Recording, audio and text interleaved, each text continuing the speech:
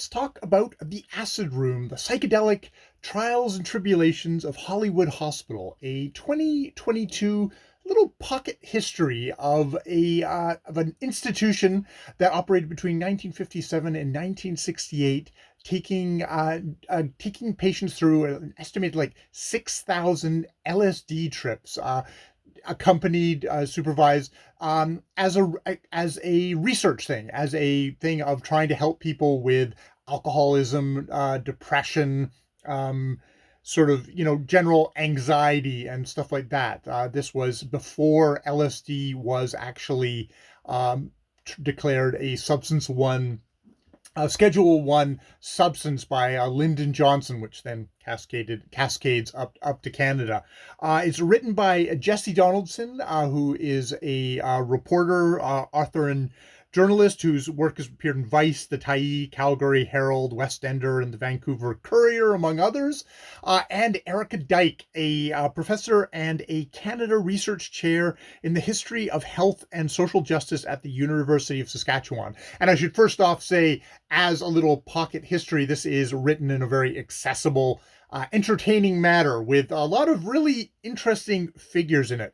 So why am I actually discussing about this book? I am not somebody who partakes in drugs, but I've been fascinated by the kind of constant psychedelics coming up in the news, and people kind of exploring it as a treatment method again, something that is being used in psychiatry again as something. And indeed, drug companies are getting interested and trying to kind of patent things, and which can have its good thing of taking it through the FDA, but also can have the negative thing of then they get to charge high prices for all the work they've done. So I was like, I was interested in, like, okay, well, what's the science behind it? And I was also sort of interested in the history of it. And just to find this book that is a little bit of local history to me. I'm in Victoria, BC. It's like, oh, this is something that actually happened in my own backyard, and to hear the story. And actually, it's kind of an interesting story because it's a little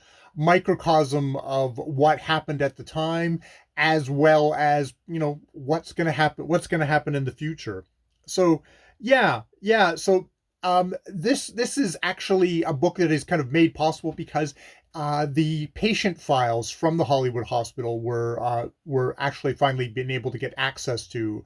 Erika Dyck was able to get the files. Apparently, one of the more kind of eccentric figures had the patient files on his houseboat for years and years, and actually was trying to sell them. They finally did end up in, I believe it's the BC archives, and there are various of the stories of the people in the book are in this. So this tiny little book has got sort of the historical context, the story of the people who ran the hospital, and also excerpts from those patient files with the names changed to protect their privacy. So yeah, the context is it was legal at the time, and it was being investigated as, oh, this was an interesting, fruitful thing that maybe we can kind of use this to. I think especially Hollywood Hospital started off with a lot of treatments for people with alcoholism. In using that as maybe perhaps a way to try to treat alcoholism, but also, depression, anxiety, the various, because of the times, and because of being gay was seen as a mental illness at the time. Also, trying to use it for that. It was, tried it out on a lot of various things. Hint, it's not a conversion therapy. No, that didn't work. But it actually had some side effects where some of the people involved. One of the stories in here is a fellow going, "Oh, I realized I don't need to be actually ashamed of this." I kind of gave him enough of a perspective on that it actually helped him with, not with his gayness, but with society being so shitty about him being gay. So so the context, it's legal at the time, it's being explored, and at the same time, there is also, you get the a rise of evangelicals, sort of like Timothy Leary, was fired from his university for his experiments, perhaps other things of with LSD, who became very much like, oh, we should use this. Everybody should use LSD, and it's going to break down the walls of society, and we're going to get we'll get a new order out of it. Very much going into that kind of a cultural upheaval at the time, which is sort of one of the downfalls of LSD being used as a medical treatment. But we'll get into that. Yeah, for the Hollywood Hospital, it was purchased. The hospital itself was purchased by Dr. John Ross McLean, and it was kind of languishing at that point.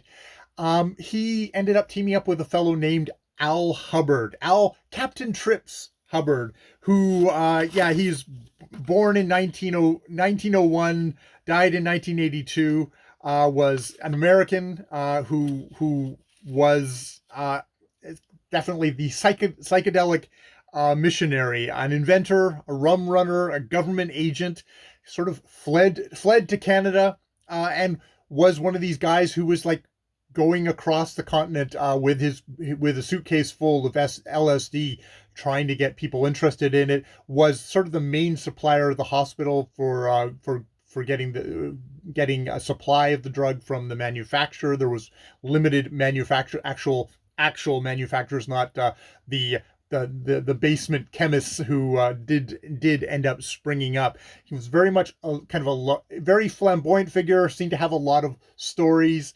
To work at the hospital, he basically just got a diploma from a diploma mill company to do that. He was at the same time, he was also kind of conservative, because he was a very kind of a very Roman Catholic, and wanted a priest involved, and was very much about kind of getting the rituals in and music playing as people would lay back and take the LSD and do it. And one of the things about this LSD treatments seems to be, we're not talking about like, okay, you're going to be on LSD for the rest of your life. It's like, no, you'll take it for like once or maybe twice. But that in itself will help kind of semi rejig your mind in a way. The book is not the science of it, it's the science of that time, where they didn't have MRIs and things like that, which that would be the next step if I'm actually interested in the science of this. This is definitely kind of the history. So it's got all that with, and he's teamed with this. Yeah, McLean seems to have been very much more kind of your conservative, kind of smooth, kind of business-like kind of fellow, very much more on the kind of the studying time. And they're the two different sides of things, of the Hubbard's kind of showmanship and kind of wanting to spread things out, starts conflicting more and more with the scientists, the doctors involved, who were much more, we want to do careful studies and do things like that. It typifies the thing that was happening maybe in a larger sense with someone like Timothy Leary and medical professions in the United States, and how Timothy Leary and Al Hubbard sort of riled up a lot of kind of more conservative elements in society to clamp down on this sort of stuff, to make it more fearful. So yeah, the patient files are interesting, because before a patient would actually have an LSD trip, or session, they would take a LSD autobiography, where you would state the reasons for taking LSD, what you hope to accomplish by it, the problems you're confronting you now, describe birthplace, date, and circumstance surrounding your birth. But then, you go into stuff like family, education, economics, military history, legal history, ambition, interests, religion, habits, sex and marital history, self-description, and how do you feel others see you. So some patients would only give like sort of one word answers, but other people would write pages and pages. And so you get people's stories in this book. Yeah, with the names change, but like Claire Fisher, a mother of 5 looking for courage. Doug Hepburn, a former strongman who's kind of been decimated by alcoholism. A German woman, kind of very closed off from herself, very, I guess, sexually repressed, or feeling herself to be a failure as a woman. And yeah, a gay man looking for kind of some kind of resolution to a feeling of, in a world that, had branded him mentally ill. So lots of, it's interesting. It's interesting having the personal stories of people. Like these are the people who went to this hospital looking for some kind of resolution. I mean, it does talk about having on the back of it having like an 80% success rate. I don't know how how much we can take that as a how much I should take that as kind of like a scientific fact of like, oh my God, this is the most amazing thing ever. It's one of these things where I'm still kind of fuzzy on the science of this.